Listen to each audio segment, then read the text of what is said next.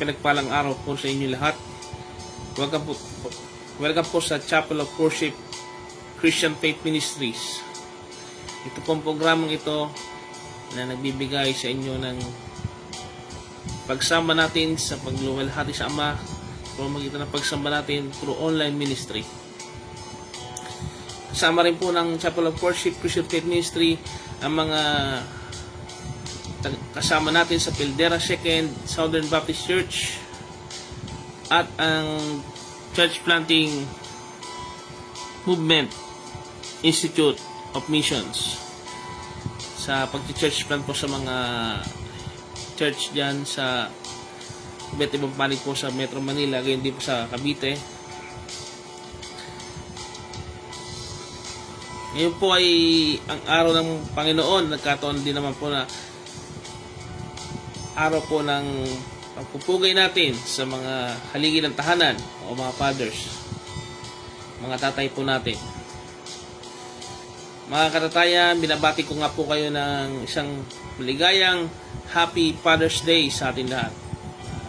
Congratulations po at tinataguyod po natin ang pamilya. Tayo po tinawag ng Panginoon upang pangalagaan natin ang ating sambahayan. Kaya niyo po at tayo po ay bibigyan natin ng parangal ang mga katatayan sa pamamagitan ng pagbati natin sa kanila. Batian po natin ating mga magulang at ang mga kilala nating tatay sa ating paligiran po. Samahan niyo po ako sa pagsamba natin at pagluwalhati sa ating Amang sa langit. Purihin natin siya.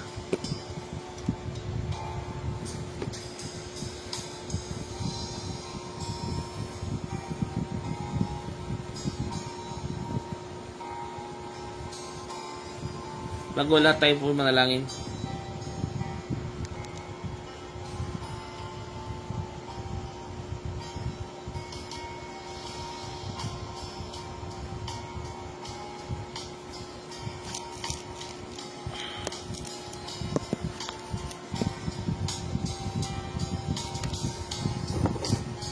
Let us pray.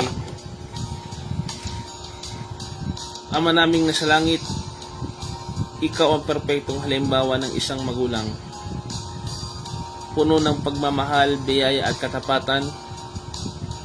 Lumalapit kami sa iyo ngayon na may pusong nagpapasalamat para sa lahat ng mga tatay, lolo, tito at mga tumatayong ama na nasa aming kapaligiran o mga nakikinig, mga nanonood sa vlog na ito.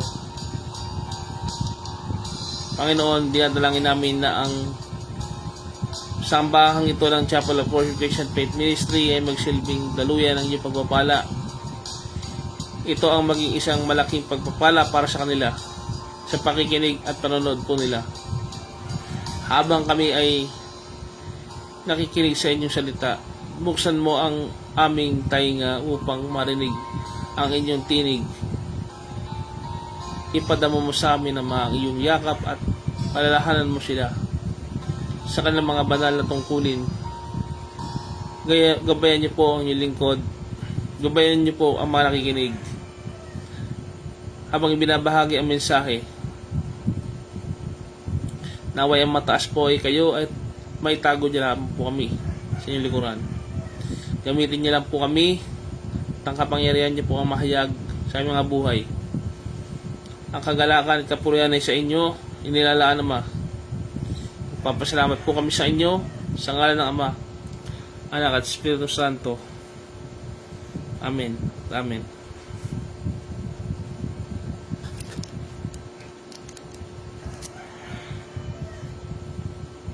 Tayo po magpatuloy.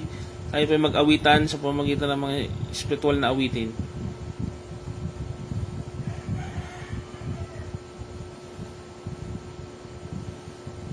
Let us sing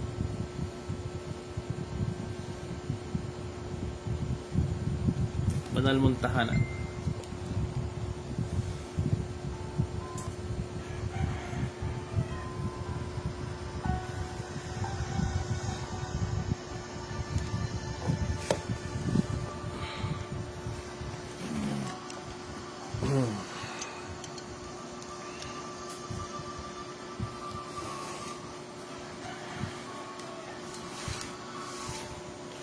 puso ko'y dumudulog sa'yo, nagpapakumbaba, nagsusumamo, paging dapatin mo, na ikaw ay mamasdan, makanihigan, sa iyo'y pumisan. Ko'y dumudulog sa'yo, nagpapakumbaba, nagsusumamo, paging dapatin mo, na ikaw ay mamasdan, makanigat, sa'yo ay pumisan. Loobin mo ang buhay ko'y maging banal mong tahanan, luklukan ang iyong pagas na pagsinta. Daluyan ng walang hanggang mga papurit pagsamba, maghari ka, O Diyos, ngayon at kailanman.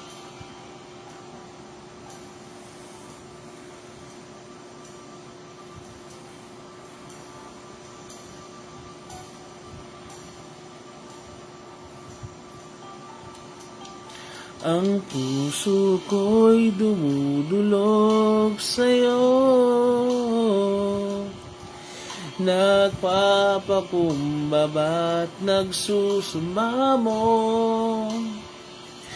paging dapatin mo, na ikaw ay mamasdan, makanigat, sa'yo ay pumisan.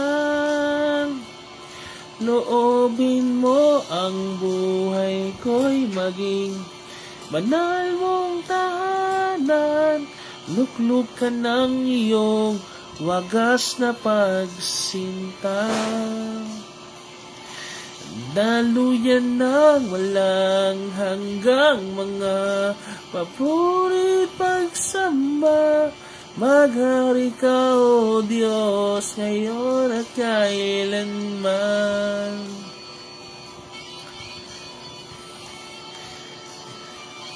Naway maghari ka sa amin, sundin nawa ang iyong kalooban dito sa lupa tulad sa langit, sapagkat iyong kaharian at kapangyarihan at kaluwalhatian magpakailanman. Amen. Matthew 6:10 verse 30.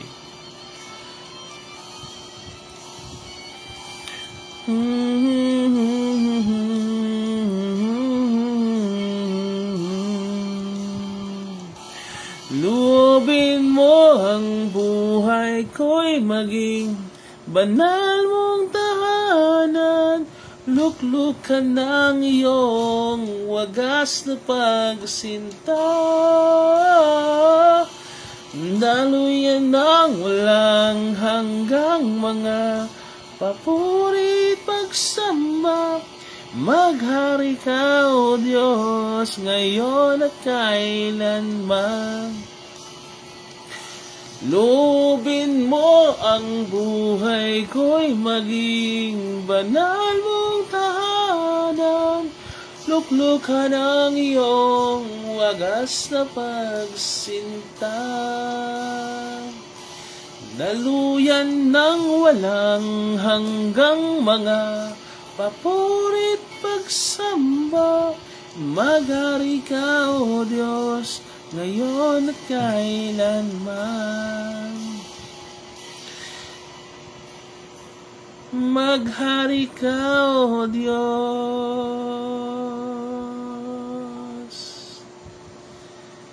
iyon at kailanman.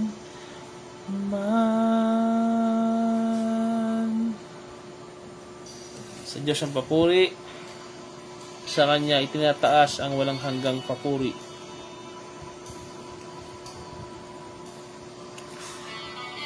Making melody in our hearts. Make worship to our Lord our God.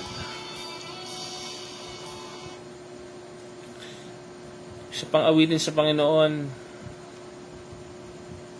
let us worship the Lord our God in spirit and in truth. Awitan natin siya ng mga awiting spiritual. Takilang katapatan.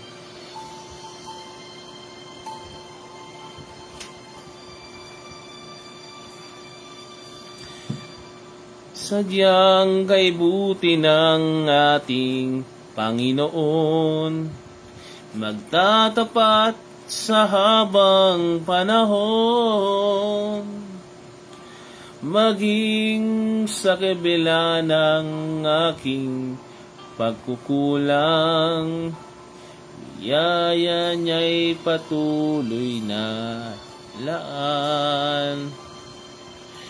Katulad ng pagsinag ng gintong araw, patuloy siyang nagbibigay tanglaw.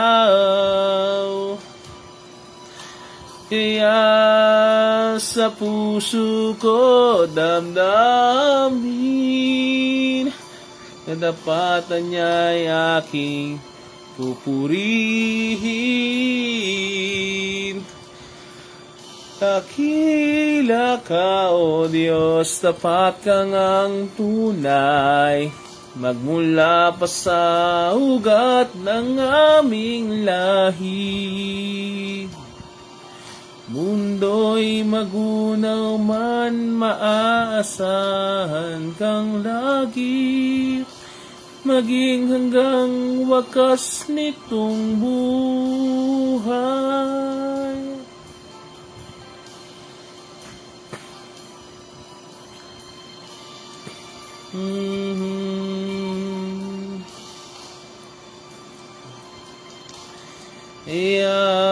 O Diyos, ika'y aking pupurihin, sa buong mundo'y aking aawitin. Dakila ang iyong katapatan, pag-ibig mo'y walang hanggan.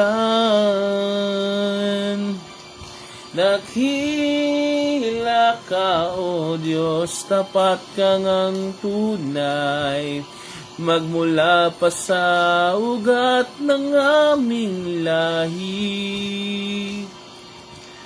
Mundo'y magunaw man, maasahan kang lagi, maging hanggang wakas nitong buhay.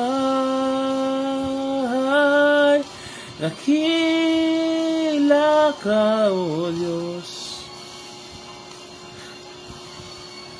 sa habang panahon, katapatan mo'y matibay na sandigan. Sa bawat pighati, tagumpay mayroong, daluyan ng pag-asa kung kaila'y hinahon.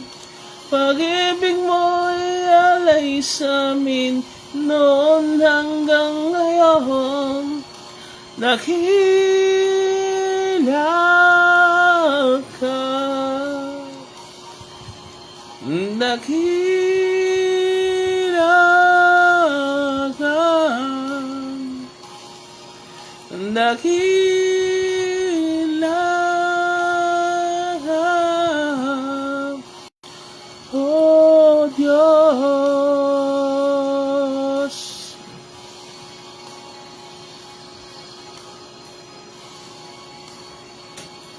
Dakila ang Panginoon natin Diyos, purihin siya magpakailanman.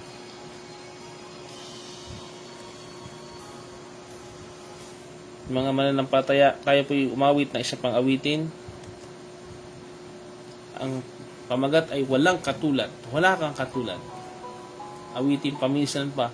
Gamitin natin labis sa papapuri sa walang hanggan. Amen. Walang katulad. Wala siyang katulad. Awitin natin siya ng buong puso, ng buong galak sa ating puso. Iluluwalhati natin ang kadakilaan ng Ama. Tunay nga, sa iyo lamang ang pinakamatas na papuri at parangal. Ikaw lamang ang dapat sambahin, luwalhatiin, magpakilanman. Ating purihin siya. Awitin ko man lahat ng awit sa mundo, hindi kayang ilarawan ang dakilaan mo. Kulang ang lahat ng tula, kulang maging mga salita upang ihayag ang kabutihan mo. Awitin ko man lahat ng awit sa mundo, di kayang ilarawan ng kadakilaan mo. Kulang ang lahat ng tula, kulang maging mga salita upang ihayag ang kabutihan mo. Wala kang katulad, wala nang hihigit sa'yo. Wala kang katulad, wala nang papantay sa'yo. Ikaw ay Diyos, noon pa man, maging ngayon at kailanman. Sa habang panahon, wala kang katulad. Let's sing. Awitin po natin siya. Awitan po natin siya. Awitin ko man lahat ng awit sa mundo, hindi kayang ilarawan ng kadakilan mo. Kulang ang lahat ng tula, kulang maging mga salita upang iayag ang kabutihan mo. Wala kang katulad, wala nang higit sa'yo. Wala kang katulad, wala nang papantay sa'yo. Ikaw ang Diyos, noon pa man, maging ngayon at kailanman. Sa habang panahon, wala kang katulad. Wala kang katulad, wala nang hihigit sa'yo. Wala kang katulad, wala nang pabantay sa'yo. Ikaw ay Diyos, noon pa man, maging ngayon at kailanman. Sa habang panahon, wala kang katulad. Wala kang katulad, wala nang higit sa'yo. Wala kang katulad, wala nang papantay sa'yo. Ikaw ang Diyos, kung paman, maging ngayon at kailanman. Sa habang panahon, sa habang panahon, sa habang panahon, wala kang katulad. Sa habang panahon, wala kang katulad.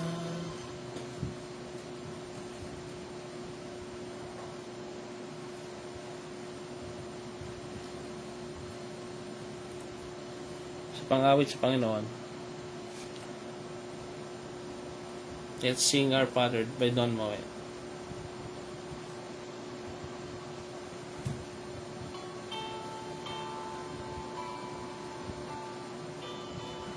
Siya lamang ang dapat dakilain, ang Ama nating nasa langit. Walang iba ang dapat sambahin. Ang nag-iisang Diyos. Sa walang hanggan, siya ay siya.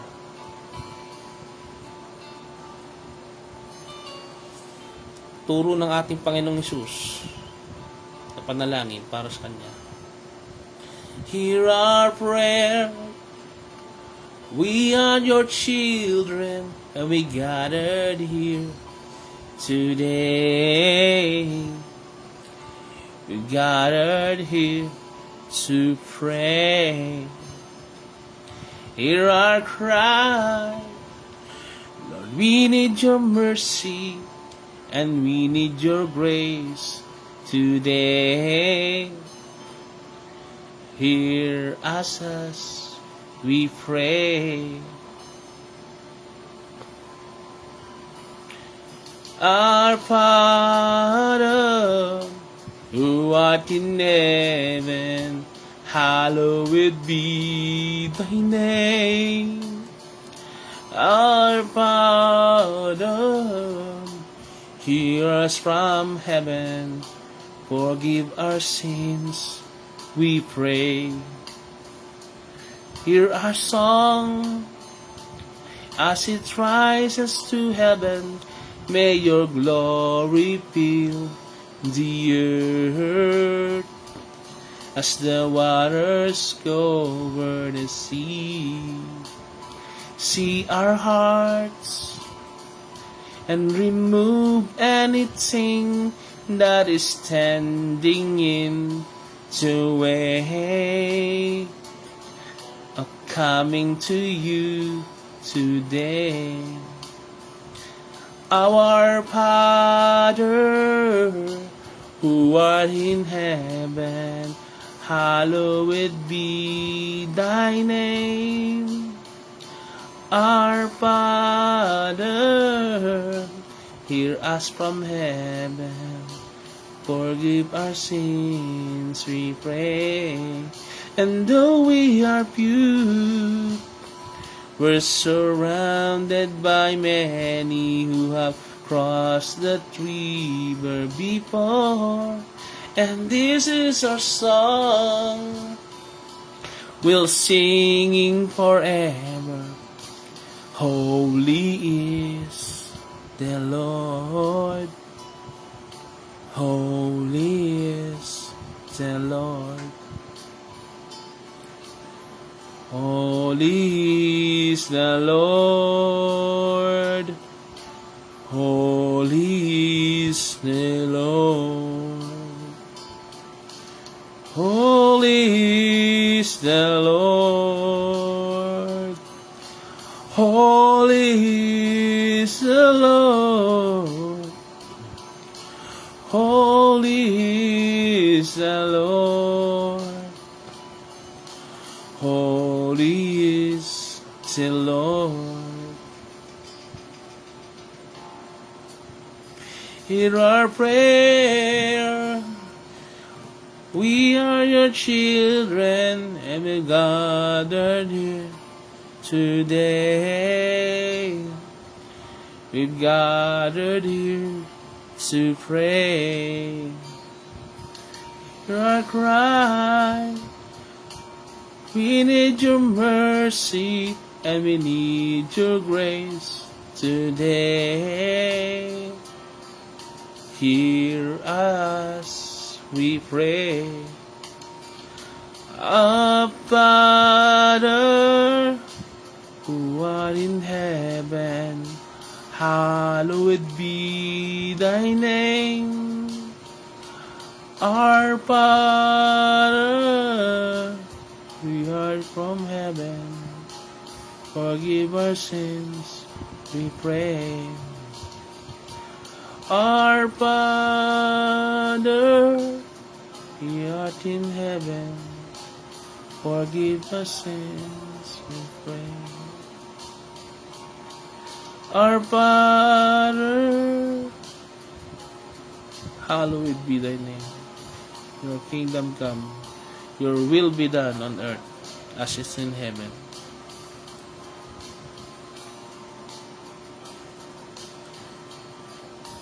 Forgive our sins, we pray.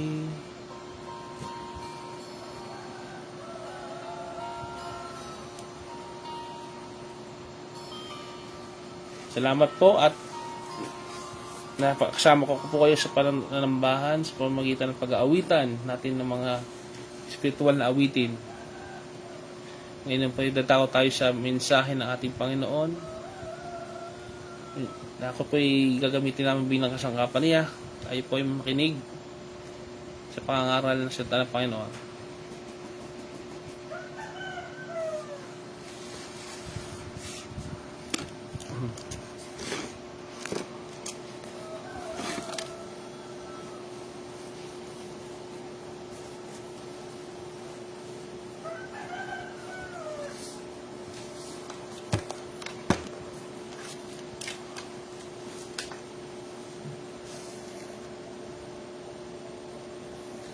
Ang teksto po ng ating pag-aaralan, ito po ay patungkol sa ang pagiging tatay o ang pagtindig bilang isang ama. Atin pong basahin sa unang Korinto sa ating banal na Biblia. Atin pong basahin. Basahin po natin sa unang Korinto 16, versikulo 13 hanggang 15. Ang salin po ay ang dating ang Biblia. Atin pong basahin sa 13. Magsipag-ingat kayo at mga katibay kayo sa pananampalataya, kayo'y magpakalalaki, kayo'y magpakalakas, gawin ninyo sa pag-ibig ang lahat ng inyong ginagawa. Ipinagmamanhik ko nga sa inyo, mga kapatid, na nalaman ninyo na ang sambahayan ni Estepanas ay siyang pangunahing bunga ng Akaya at nangagstalaga sa paglilingkod sa mga banal. Palayan po ang pagbabasa sa Ebanghelyo o sa sulat ni Pablo sa mga taga-Korinto.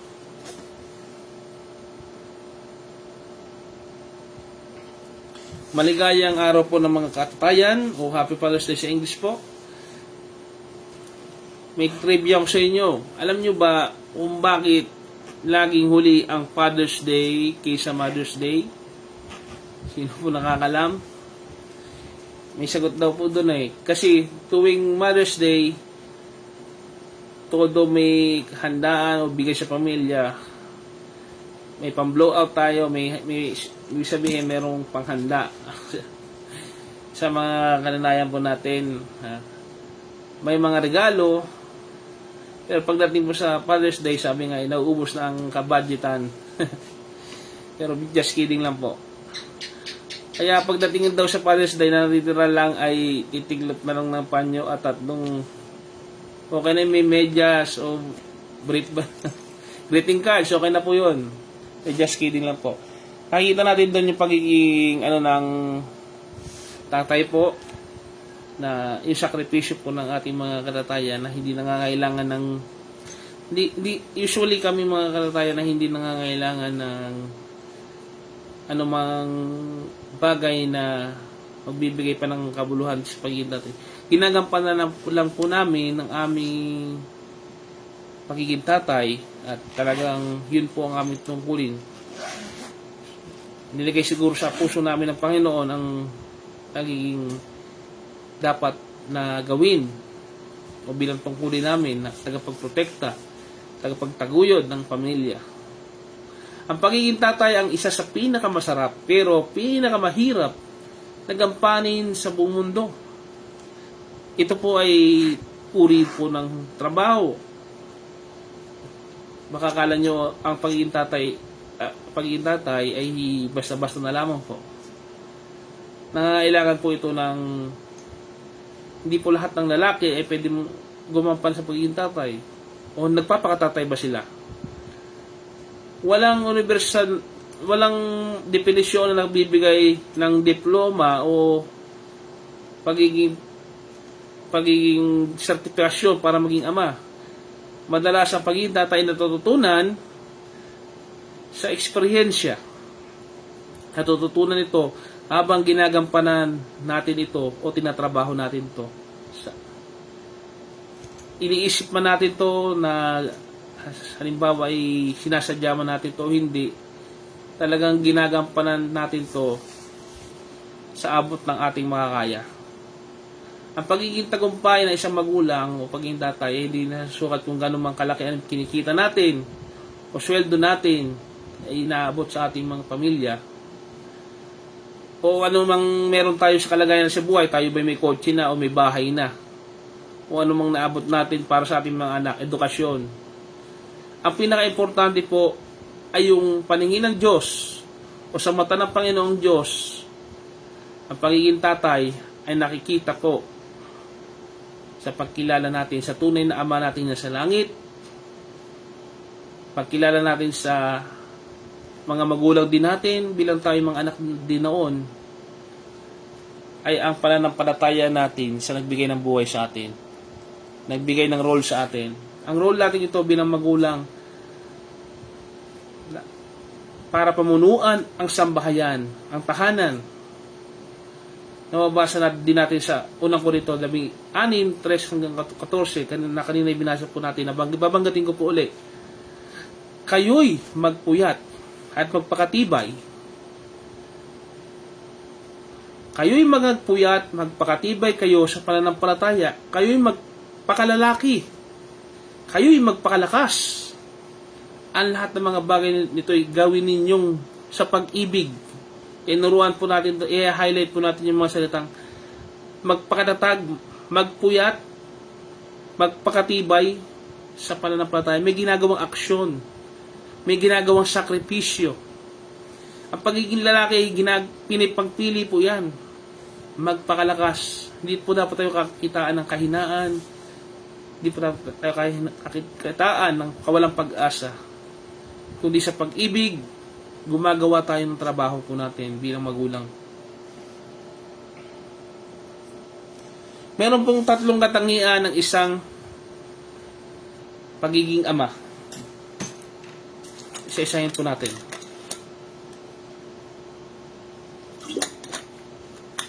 Una sinabi sa talatang 13, kayo'y mangagpuyat at mangagpatibay kayo sa inyong pananampalataya.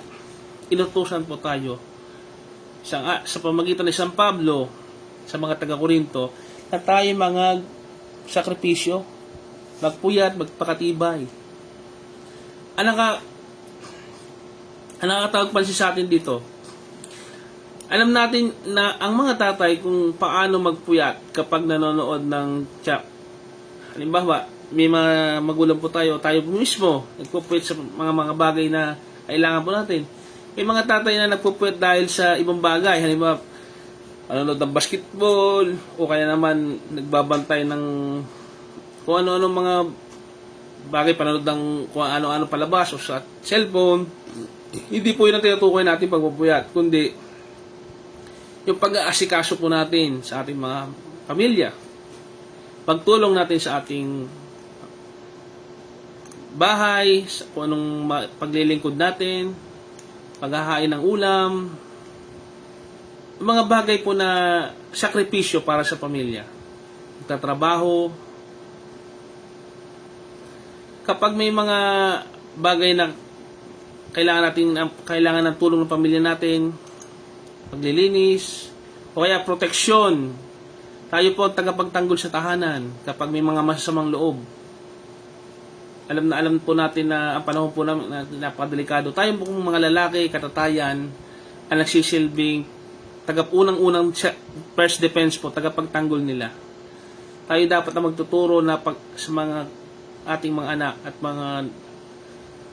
lalo't mga babayang anak natin na proteksyonan nila ang kanilang sarili. Tayo po magtuturo sa kanila ng tamang pagproteksyon sa kanilang sarili laban sa masasamang yan. Kung paano, kung marunong tayo bilang tatay magkarate, turuan natin ang ating anak magkarate o self-defense. Tayo po ang unang guro nila. Tayo po nagtuturo ng disiplina at pagiging alerto. laban sa mga masamang tao. Kasama po sa pagiging tatay ang pagtuturo ng tama sa kanilang mga anak. Sa spiritual hong pagiging ama natin, sinasabi po ng banal na kasulatan o ng Biblia, dapat daw ay gising tayo. Gising ang ating spiritual na mata. Sapagkat si Satanas, sa kaaway natin, ang demonyong sa labas na yan, ay hindi titigil sirain ang pamilya natin. Ayaw niya ng masayang pamilya. Ayaw niya ng ang mag-asawa ay magkaayos. Ayaw niya ang mga anak ay maayos. Gusto niya yung kabaligtaran nito. Ayaw niya na malusog ang mga anak natin. Ayaw niya nung nagtatagumpay tayo sa pagsubok sa buhay nito. Kaya kung may pinagdadaanan tayong ganyan, overlook natin kung ang ating mga anak ay nawiwili na sa gadget, cellphone, bantayan natin. Influensyahan natin sila, tayo unang umumpluwensya sa kanila bago pa ang mga kaskwela nila, barkada nila, at mga maling sa mundo. Yung tawag dito ay uso sa mundo ito. Ang pagiging tatay ay nagbabantay po, tagapagbantay po tayo ng tahanan natin. Hindi lamang sa pisikal, kundi sa puso't isipan ng ating pamilya. Sa pamamagitan din po ng pananalangin sa araw-araw. Tayo po ay dapat maging matatag. Unang-una, tayo po ang kakitaan na pagiging matatag sa pananampalataya. Kung gusto natin manalangin natin mga anak, gayon din po tayo makikitang mananalangin. Nagbabasa rin po dapat tayo ng banal na kasulatan. Alam po natin dapat ang banal na kasulatan. Kapag dumating sa punto na tayo po ginigipit o may krisis sa pamilya, walang pera, may sakit, o may pagsubok, hindi dapat napapansin sa atin na nagpapanik tayo o tayo ay nawawala ng pag-asa na. Dapat ay makakitaan tayo ng maitaimtim na pagnanalangin at pagpaplano upang mailayo tayo sa mga problemang ito. Dapat ang Diyos na tutulungan tayo kung tayo magiging tapat sa Kanya. Sinasabi ho ng banal na kasulatan na mangagpakalalaki kayo. Paano ka tayo magpapakalalaki? Kung anong disenyo sa atin ng Diyos na mga bilang lalaki, gayahin natin po yung example po sa banal na kasulatan ng mga tatay na naging tagapagtaguyod po. Hindi po mahina ang tunay na lalaki, hindi po mahina. Tayo dapat ay magpalakas. Ano man larangan, pagpapakatalino, pagpapalakas ng katawan, ay makitaan po tayo ng mga bagay na ito. Ano ba ang definition ng mundo sa pagpapakalalaki? Dapat ba macho, malaki muscle, o hindi ka mataba, kailangan malakas ka sa ehersisyo, o barako ka, siga ka, na hindi umiiyak, o kaya magbukat ng malalaking ilang sakong bigas. Ganun po ba ang definition ng malakas? Ang pagiging tatay po ay hindi sa ganun, kundi ang pagiging tatay po ay kayang sumuong sa anumang problema. Sa panganib, kaya po natin magligtas. Hindi po tayo duwag. Kaya po natin suungin ng problema at anumang suliranin ng pamilya. Tayo dapat ang leader doon. Hindi tayo naalitang pasugatan ang ating muka, sabihin ay gwapo ito, kung ano man. Ang pagiging lalaki po ay hindi sa magitan ng pagiging magandang lalaki. Ang pagiging lalaki po, ang sukatan nito ay ang pagiging hindi makasarili, pagtingin po sa kalooban ng Diyos sa atin na maging tapat sa pamilya, tapat sa sarili at sa Panginoong Diyos. Pakikitaan po tayo ng mga espiritual na katangian na hanggang sa panlabas na anyo ay magre-representa sa atin pagiging mabuting tao. Sapagkat sa kaharian ng Diyos, ang tunay na lakas o pagkalalaki ay hindi nasusukat sa mga ganoon, mga bagay, mga pansamantalang panlabas na sukatan, kundi sa laki ng paninindigan kay Kristo. Ang tunay na lalaki ay ang may lakas na loob na magpakumbaba Hindi nakakabawas po ng paglalaki ang paghingi ng sorry, patawad sa asawa kung nagkamali. O sa anak, kapag ikaw ay nagkamali din, ay umaamin ka, huwag ka magtataas ng boses. Minsan po nagkakamali tayo bilang tao, na ang pagiging mataas ang boses ay nagpapakita ng mas superior ka. Subalit, hindi po yan ang turo ng Biblia. Kailangan po tayo ay magpakita ng pag-ibig sa anumang ginagawa natin. Ipakita natin sa ating mga anak ang totoong pagkalalaki, na tayo ay marunong lumuhod sa Panginoon lamang, na matakot tayo sa Panginoon lamang, na matuto tayong manindigan sa Panginoon lamang.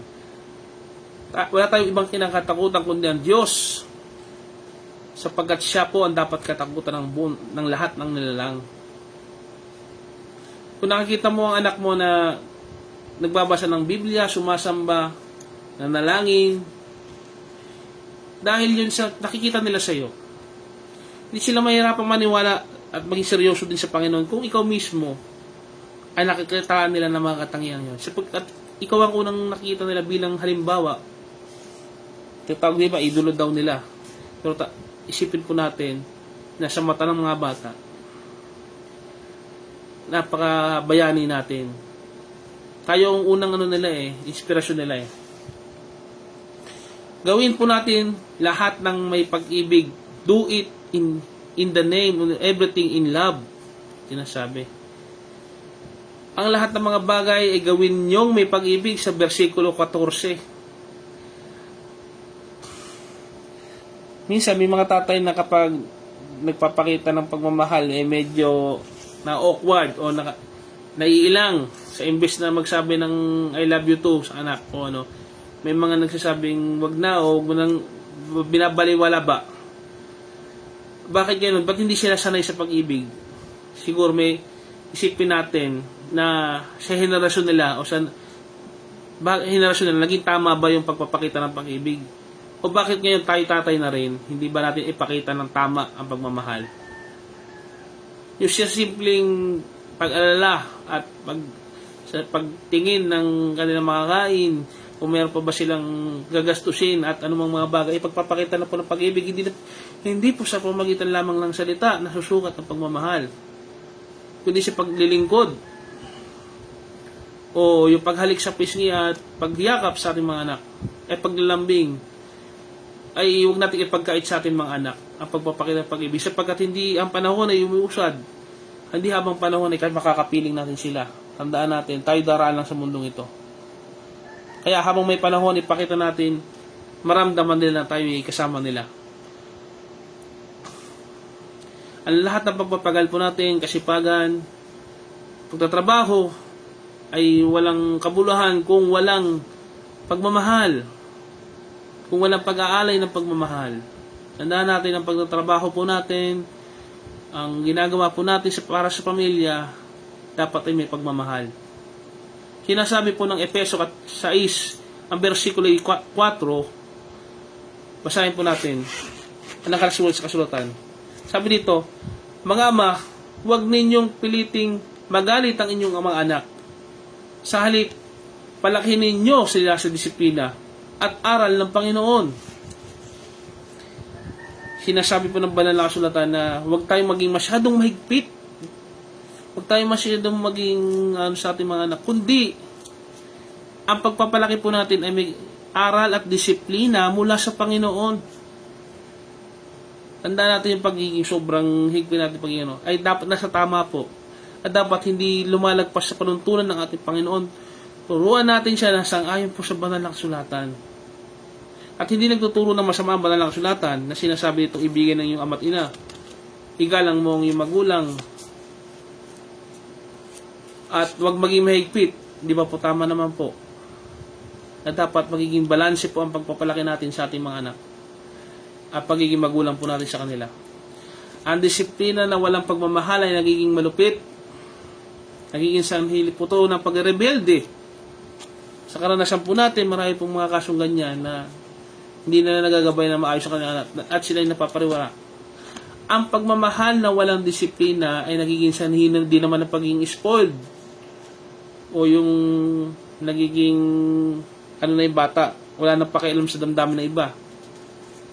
Kung sa pamamagitan ng pananalita, wala nang galang, o sa pamamagitan ng pagkilos, magaspang na ang kilos. Dahil nga po na-spoiled at nawalan po ng takot sa magulang at disiplina, kailangan po itong pagbasihan po natin na ang pagiging magulang po ay dapat may nakabatay na panuntunan sa Panginoon. Bilang konklusyon, malamang nakikinig kayo dyan, mga magulang, kapwa ko magulang, naisip ninyo ang hirap ng buhay, na hindi basta-basta po na kumita ng pera, nagpapagal po tayo. Marami po sa atin iba't ibang pinanggalingang pamilya. Marami po tayong mga pagkukulang. May ibang mga magulang malayo po sa kanyang ala. Puro trabaho ang inisip. Malayo sa kanyang pamilya. At dumarating po ang punto nyo kung gusto na magulang na medyo maganda-ganda ang buhay nila at wala naman trabaho sa malapit na mapapala. Yung mga pagkukulang natin sa buhay, mga pagkakamali natin sa buhay, tandaan nyo, kung yung mga anak, walang perfectong mga magulang.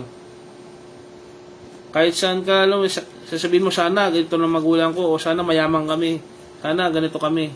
Tandaan nyo, sa lupa, dito sa mundong ito, nagkukulang kami bilang tao lang din. At minsan pa nga, hindi yung hininanais nyo, hindi nyo makikita. Sapagkat may kalooban ng Diyos kung ba't nangyayari yung ito. Upang malaman natin kung sino po ang dapat nating tularan. Walang iba po ang pagiging magulang. Mga magulang, kung gusto nyo maging magulang, tularan nyo ang ating amang nasa langit, ang ating perfectong ama sa langit. Pinabati ko rin po pala ang aking papa na nasa Gentry, ang aking Papa Art Artemio, na malaki po ang sakripisyo para sa amin nung ako'y maliit pa, at kay nagsilaki po ay nandiyan po siya palagi. Ating igalang sila at respetuhin natin ang ating mga magulang habang sila po ay nariyan, at hanggang ibaon natin yung pagkakataon na makakausap pa natin sila at habang nandyan sila physical, nararamdaman po natin ay atin pong paramdam sa kanila ang pagiging anak natin sa kanila. Tandaan nyo, hindi man sila perfecto, bilang tao rin tayo man ay magiging magulang din, hindi rin tayo perfecto, ay maging mapagpatawad tayo at lagi tayong maunang magmahal sa kanila, magpakita ng pagmamahal sa kanila. Tandaan nyo, wala tayo sa mundo kung wala sila. Ang perpektong ama na nasa langit, ang siyang nakakaalam ng mga lahat ng bagay, ang nagbigay ng lahat ng buhay. Tandaan nyo, kayong mga anak, kagaya ng Panginoong Yesus, na namatay para sa atin ng mga kasalanan. Tanggapin natin na may pagkukulang tayo po'y inaanyayahan na lumakad ng naayos sa kanyang kalooban, sa kanyang biyaya, sa kanyang karunungan, sa kanyang lakas. Tayo magiging mabuting pinuno sa ating tahanan, mga magulang. Para sa mga ama, basahin po natin yung awit sa 68 verse 5. Awit 68 verse 5.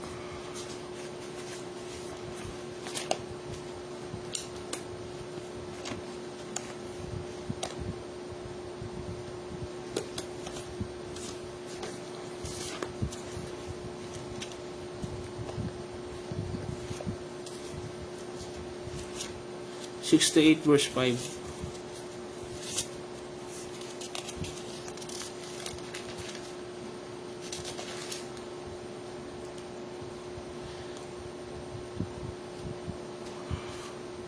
Ang Diyos na naroon sa tahanan niyang templo, tumitingin sa ulila at sanggalang ng mga balo.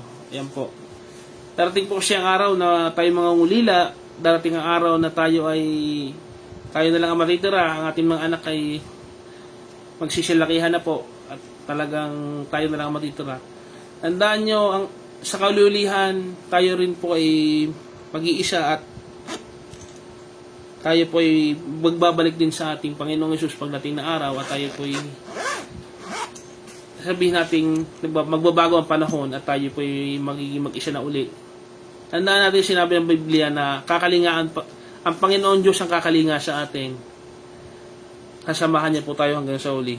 Kaya bilang nandiyan pa po ang ating mga anak, isipin po natin yung mga bagay na yan. Pagmuni-munihan po natin na tayo po ay binigyan ng role ng Panginoon kung saan tayo po ay napakasaya at napakahirap po na tungkulin ang pag-iisang ama o ina ng ating mga anak. Inanyayahan ko po ang mga tatay, mga taga-subaybay na taga-pakanood na tayo po ay lumapit sa harapan at panalangin po tayo sa ating buhay na Diyos. Apo ipanalangin.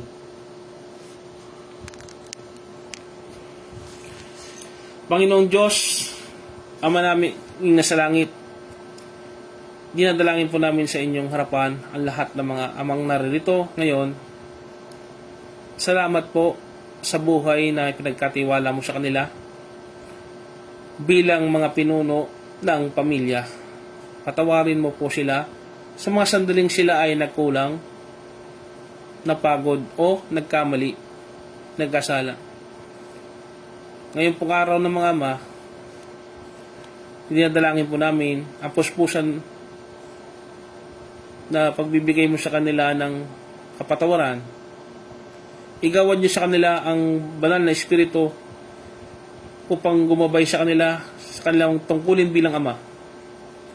Bigyan mo sila ng karunungan upang ituro ang inyong mga salita sa kanilang mga anak. Bigyan mo sila ng lakas ng katawan upang magpatuloy sa pagtatrabaho at ng kaisipang malinaw upang magpatuloy sa buhay na ito. At higit sa lahat, bigyan mo po sila ng pusong pagmamahal at pananampalataya. Pagpalain mo po ang kanilang mga kabuhayan at panatiliin mo ang kapayapaan sa kanilang tahanan. Ito po ang aming panalangin. Pagpalain niyo po ang mga katatayan na ito, mga taga-subaybay namin. Sa pangalan ni Jesus. Amen. Maraming po salamat sa pagsubaybay. Tayo po ay dadako po sa isang gawain ng Panginoon. Ang banal na hapunan. Happy Father's Day po sa lahat at salamat po sa pagsubaybay. Yung June 21, 2026. Dako na po tayo sa banal na hapunan. Atin pong awitin.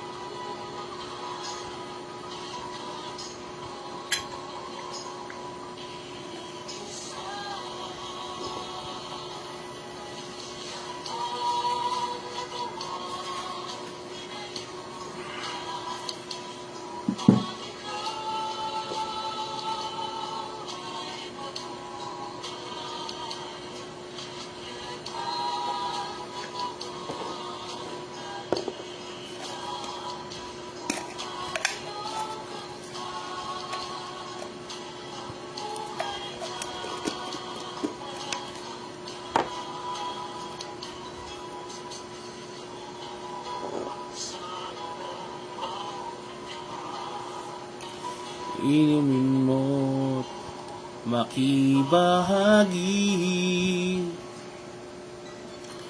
Ito ang saro ng bagong tipan.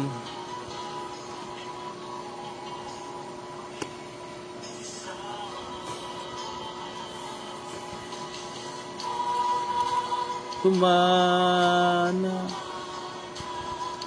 upang ikaw ay luminis. Yan ang dugo ni Kristo na para sa iyo. Doon sa Kalbaryo ay tumigis ang tinapay ng buhay. Ito ang saro ng bagong tipan. Tawang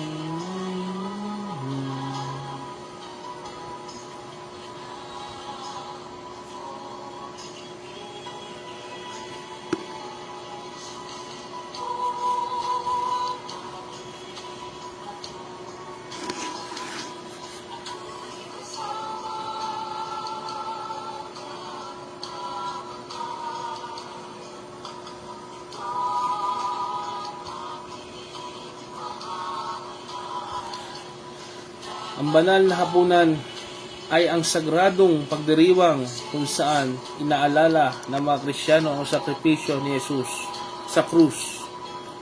Ang tinapay na sumisimbolo sa kanyang katawan at ang katas ng ubas o alak ay ang kanyang dugo na binuhos para sa kapatawaran ng mga kasalanan.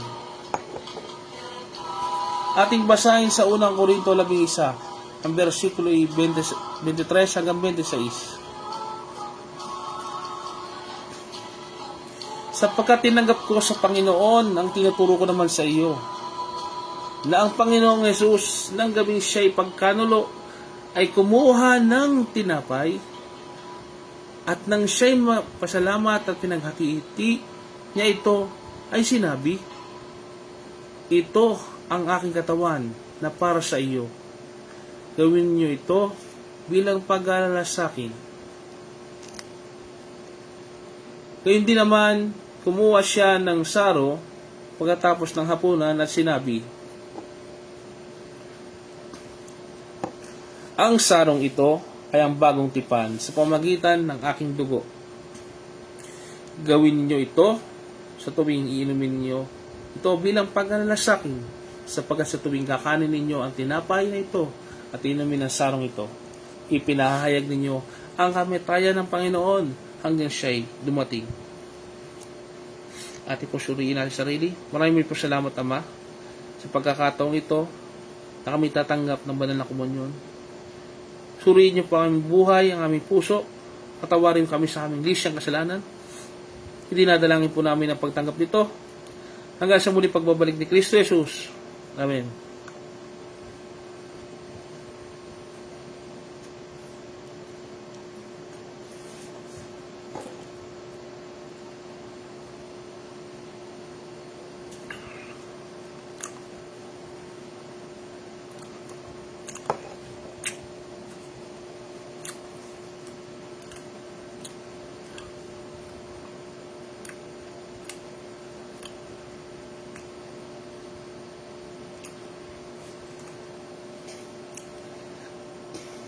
Sa pag-aambaga ng mga iglesia, itinuturo ng banal na kasulatan ng pag-aambaga na dapat ginagawa ng mga may kagalakan, may kusang loob at may pagpapantay-pantay na sinasabing idinudulot ito sa mga nangangailangan, ipinamamahagi ito sa talaga nangangailangan at sa iglesia, pagpapalagam ito dito sa lupa.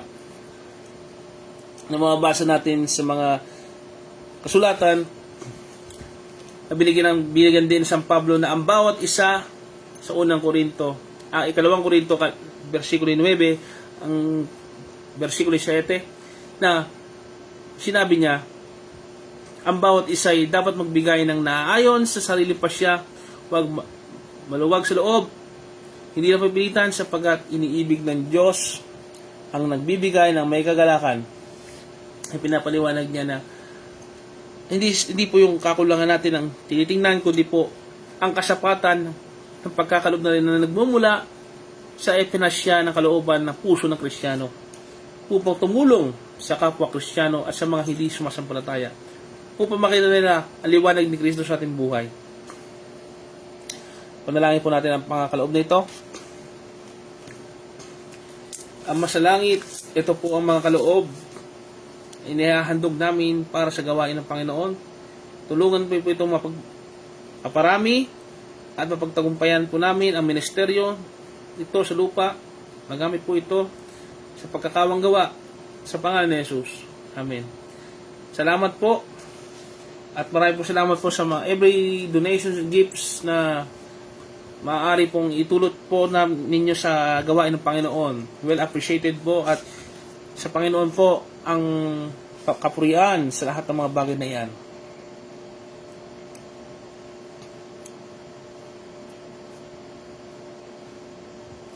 Bilang pangwastay po manalangin, Amang nasa langit, marami po salamat sa inyo sa isa pong gawain Panginoon ito sa pamamagitan ng online ministry ng Chapel of Worship Christian Faith Ministry at sa pagkapagtulugan ng Peldera 2nd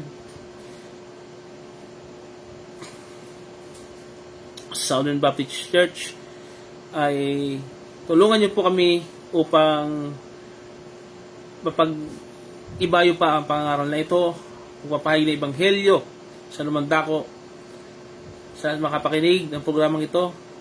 Nawa po ay mapagpala kayo at matanggap niyo ang Panginoon sa inyong puso isipan.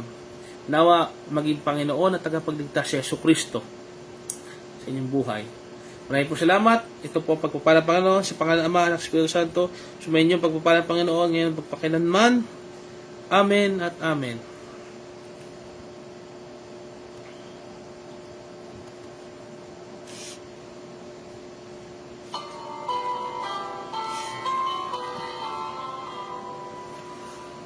Purihin ang nagpapala,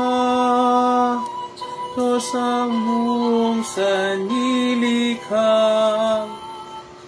Purihin sa kalangitan, Ama,